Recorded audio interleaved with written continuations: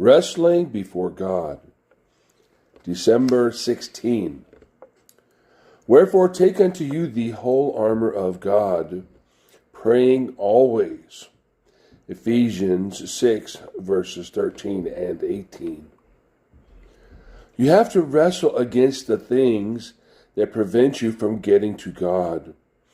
And you wrestle in prayer for other souls, but never say that you wrestle with God in prayer. It is scripturally untrue. If you do wrestle with God, you will be crippled all the rest of your life.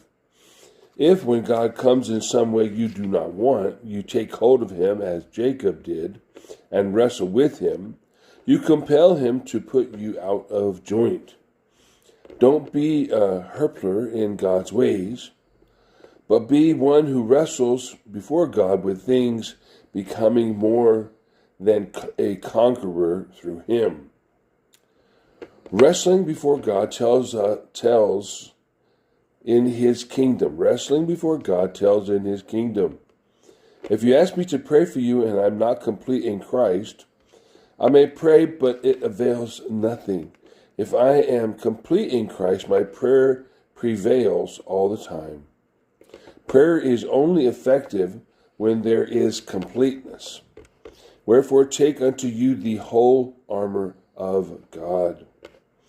Always distinguish between God's order and his permissive will, meaning his providential purpose towards us. God's order is unchangeable. His permissive will is that with which we must wrestle before him. It is our reaction to the permissive will of God that enables us to get at his order.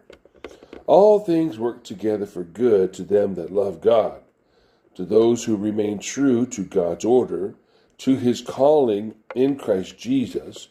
God's permissive will is the means whereby his sons and daughters are to be manifested.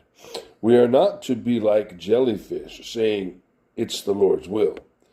We have not to put up a fight before God, not to wrestle with God, but to wrestle before God with things.